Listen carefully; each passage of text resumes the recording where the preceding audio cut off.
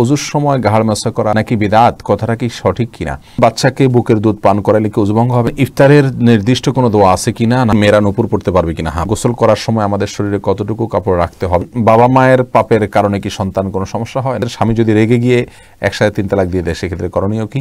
স্ত্রীর বাবার বাড়ির সম্পদ কি স্বামী পাবে? আপনজনের সাথে কথা বলার সময় তারা খারাপ ব্যবহার করলে আমি কিভাবে সবর করব? নামাজের ভিতরে কান্না আসলে কি কিছু হবে? হায়াত বৃদ্ধির জন্য কোনো দোয়া আছে কিনা?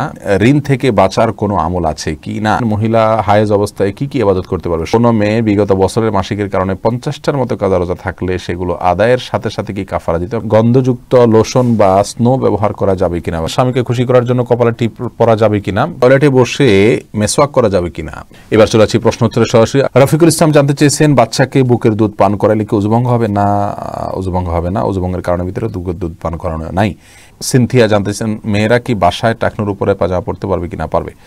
ফাতেমাতুজ জোহরা যদি পরপুরুষ না থাকে, অন্য কেউ না দেখেন। ফারিহা তাসনিম জানতেছেন, ইফতারের নির্দিষ্ট কোনো দোয়া আছে কিনা? না, ইফতারের জন্য নির্দিষ্ট দোয়া নেই, তবে ইফতারের পরে জাহাবাজ জমা আবতালাতুল উরুক ওয়া সাবাতুল আজর ইনশাআল্লাহ এই দোয়া পড়া সুন্নাত।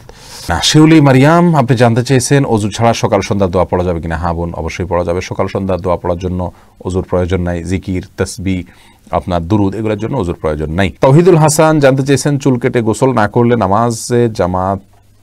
নামাজ পড়া যাবে কিনা যদি শ্যাম্পু করা থাকে? চুল কেটে গোসল না করলে নামাজ পড়া যাবে কিনা?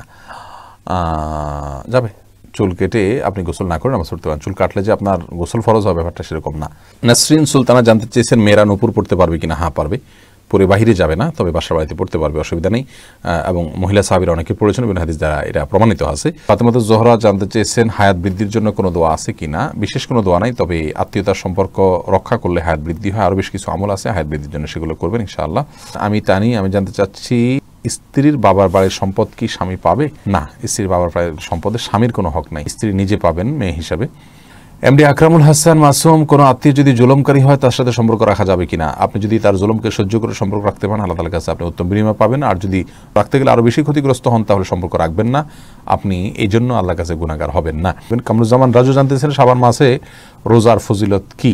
শাবান মাসে রোজার ফজিলত অনেক। নবী সাল্লাল্লাহু আলাইহি ওয়াসাল্লাম নিজে মাসে বেশি রোজা রাখতেন। রমজান রোজার জন্য রিহার্সেল হয়, এই মাসে বান্দার আমল আল্লাহ তাআলার কাছে পেশ করা হয়। এসব কারণে এই মাসে রোজা রাখা উত্তম এবং সওয়াবের কাজ। পেয়া পৈতন এআইডি থেকে প্রশ্ন করেছেন, মেয়েদের নামাজের আগে কি একামত দিতে হবে? না, শুধু মেয়েরা যদি নামাজ পড়ে না, একামত দেওয়ার দরকার নেই। ইশরাত জাহান নিশাত আপনি জানতেছেন, মহিলারা কি তারাবির সময় বাসায় ইমামতি করতে পারবে? নিজেরা নামাজ পড়বে এবং তারা ইমামতি করবে না, তাদের জন্য সুন্নাহসম্মত না, যার যার মতো করবেন, এটাই হলো সুন্নাহসম্মত। মোহাম্মদ আব্দুর রহিম জানতে চেয়েছেন, স্ত্রী যদি অযথা সবসময় পরিবারের সকল সদস্যদের সাথে খারাপ আচরণ করে, তাহলে ইসলাম কি করতে বলে? স্ত্রীকে বোঝাতে হবে, যতভাবে বোঝানো যায়, প্রেসার দেওয়া যায়, চাপ প্রয়োগ করে তাকে যদি লাইনে আনা যায় তো ভালো। আর যদি কোনোভাবে না করা যায়, সেক্ষেত্রে তার আত্মীয় স্বজনের সাথে নিয়ে বসতে হবে, তৃতীয় পক্ষের সাথে বসতে হবে। সেটাও না করা গেলে করবেন, আর না করতে পারলে যদি তালাকের সিদ্ধান্ত নেন, সেক্ষেত্রে পরামর্শ করে আমাদের সাথে কীভাবে সুন্নাহসম্মত হয় সেভাবে ব্যবস্থা নেবেন। লাকি আক্তার জানতেছেন, গন্ধযুক্ত লোশন বা স্নো ব্যবহার করা যাবে কিনা? ব্যবহার করা যাবে কিনা? হ্যাঁ, করা যাবে, কোনো অসুবিধা নেই, তবে এটা করে বাহিরে যাবেন না মেয়েরা। খায়রুল ইসলাম জানতেছেন, টয়লেটে বসে মেসওয়াক করা যাবে কিনা? জায়েজ বলতে পারি, কিন্তু এটা মেসওয়াকের জায়গা না। আপনার টয়লেটে বসে মেসওয়াক করার চাইতে মেসওয়াকের জায়গা হলো যখন আপনি নামাজ দাঁড়াবেন, তখন যখন আপনি ওযু করবেন, তখন এই জায়গাগুলো হলো মূলত জায়গা, মেসওয়াকের জায়গা। নুসরাত আন্নাবা আপনি জানতে চেয়েছেন, কোন মেয়ে বিগত বছরের মাসিকের কারণে 50টার মতো কাজা রোজা থাকলে সেগুলো আদায়ের সাথে সাথে কি কাফারা দিতে হবে? না, কাফারা দিতে হবে না, আপনি ওইগুলা কাজা আদায় করলেই হবে। আবিদা বিনতি আপনি জানতে চেয়েছেন, মহিলা হায়েজ অবস্থায় কি কি ইবাদত করতে পারবে? সব ইবাদত করতে পারবে, শুধু নামাজ পড়বে না, স্ত্রী সহবাস হবে না এবং তওয়াফ করতে পারবে না। আর দোয়া, বই পুস্তক পড়া, জিকির, আজকার সব করতে পারবে ইনশাআল্লাহ বিসমিল্লাহ। শাহনাজ নাজনীন জানতে চেয়েছেন, সন্তানের সুস্থতার জন্য কোনো দোয়া আছে কি না, দয়া করে বলবেন। সুস্থতার জন্য, সন্তানের জন্য বিশেষ করে কোনো দোয়া নাই। আল্লাহ সুবহানাহু ওয়া তাআলার কাছে মা হিসেবে, বাবা হিসাবে সাধারণভাবে দোয়া করবেন, তার সুস্থতার জন্য আল্লাহ তাআলা কবুল করবেন ইনশাআল্লাহ। পরে ইব্রাহিম আলম মিয়া আপনি জানতে চেয়েছেন, ঋণ থেকে বাঁচার কোনো আমল আছে কি না? ঋণ থেকে বাঁচার জন্য কোনো আমল আমার জানা নাই, তবে ঋণ থেকে মুক্তির জন্য, অর্থাৎ ঋণ নিয়েছেন, ঋণ পরিশোধের জন্য বিভিন্ন দোয়া রয়েছে। তার ভিতরে একটি দোয়া হলো, আল্লাহুম্মা ইন্নী আউযু বিকা মিনাল হাম্মি ওয়াল হাযানি ওয়া আউযু বিকা মিনাল বুখলি ওয়াল জুবনি ওয়া আউযু বিকা মিন গালাবাতিদ দাইনি ওয়া কাহরির রিজাল। শেষের অংশটি হলো মুখ্য এখানে, অর্থাৎ ঋণের প্রাবল্য থেকে আল্লাহ আপনার কাছে আশ্রয় চাই। এই দোয়াটি সকাল সন্ধ্যা আপনি পাঠ করবেন, ইনশাআল্লাহ তাআলা ঋণ থেকে মুক্তি দান করবেন।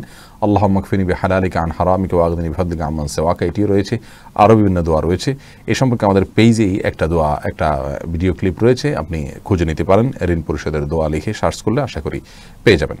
আইফা খাতুন জানাচ্ছেন, বাবা মা যদি শিরক অবস্থায় মারা যায় তবে সন্তান নাকি তার জন্য দোয়া করতে পারবে না? নিশ্চিত যদি জানার শিরক অবস্থায় মারা যায় আল্লাহ মাফ করে তার জন্য দোয়া করতে পারবেন না, আল্লাহ তাআলা কোরআনে নিষেধ করেছেন। ফারিয়া ইসলাম চাইতি জানতে চাইছেন, স্বামীকে খুশি করার জন্য কপালে টিপ পরা যাবে কিনা? কপালে টিপ পরলে তার কাছে সুন্দর লাগে, বাসায় আপনি পড়লেন, সেটার জন্য করতে পারবেন, অসুবিধা নেই। এমনি শরীফ জানতে চাইছেন, তাহাজ্জুদ নামাজ আদায় করার সময় জোরে তেলাওয়াত করা যাবে কি না? তাহাজ্জুদের নামাজ আদায় করার সময় জোরে তেলাওয়াত করা যাবে রাতের বেলা, কোনো অসুবিধা নেই। জয় এই আইডি থেকে প্রশ্ন করেছেন, সুন্নতে খাতনা যদি কেউ কোনো কারণে না করে থাকে তাহলে তার বিধান কি? অনেক উলামা ইকরাম বলেন, আরবিয়ান স্কলাররা বলেন যে বড় হওয়ার পরেও সুন্নতে খাতনা করা যাবে এবং করতে হবে, তারা বলে থাকেন এটা। কিন্তু আমাদের উলামা ইকরাম বলেন যে যদি বাচ্চা বয়সে কেউ সুন্নতে খাতনা না করে তাহলে বড় হলে তার করতে হবে না। মামুন হোসেন জানতে চেয়েছেন, ওযুর পর নেভিয়া লোশন ব্যবহার করে নামাজ পড়া যাবে কিনা? হ্যাঁ, যাবে, কোনো অসুবিধা নেই। আরিফুল ইসলাম জানতে চেয়েছেন, নামাজের ভিতরে কান্না আসলে কি কিছু হবে? যদি আল্লাহর ভয়ে কান্না আসে কোনো অসুবিধা নেই। হাসান মুন্না জানতে চেয়েছেন, নখের মধ্যে ময়লা থাকলে কি নামাজ হবে? সাধারণ ময়লা থাকলে নামাজ হবে, কিন্তু এটা মুসলমানের চরিত্র নয়। ময়লা পরিষ্কার করাই হলো মুসলমানের জন্য উচিত এবং কর্তব্য। আরিফ সরকার জানতে চেয়েছেন, বাবা মায়ের পাপের কারণে কি সন্তান কোনো সমস্যা হয়? না, লা তাজিরু ওয়াজিরাতুন বিজরি উখরা, আল্লাহ বলেছেন একজনের পাপের বোঝা অন্যজন বহন করবে না, এটা আল্লাহর নিয়ম না। আরিফুল ইসলাম আপনি প্রশ্ন করেছেন, আপনজনের সাথে কথা বলার সময় তারা খারাপ ব্যবহার করলে আমি কিভাবে সবর করব?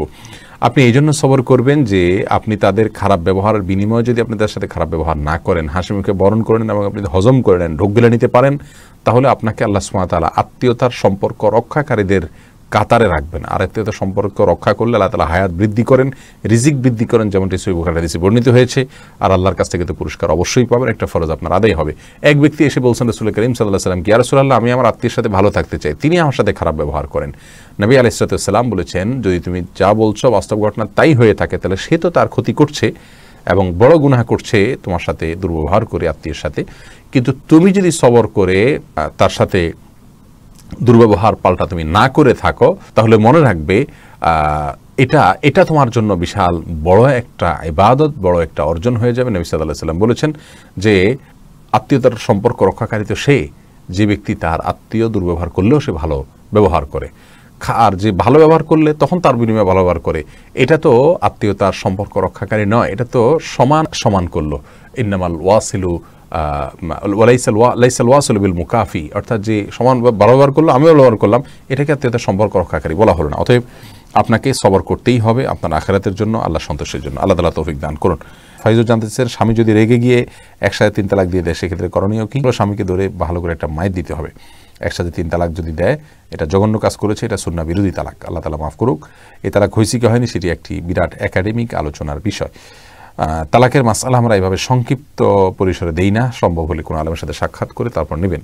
ঈশিতা ইসলাম সাথী জানতে চেয়েছেন, গোসল করার সময় আমাদের শরীরে কতটুকু কাপড় রাখতে হবে? পুরো সম্পূর্ণ কাপড় মুক্ত অবস্থায়ও গোসল করেন এবং কেউ না দেখে হয়ে যাবে গোসল, শুধু স্বামী স্ত্রী একা থাকলে হতে পারে।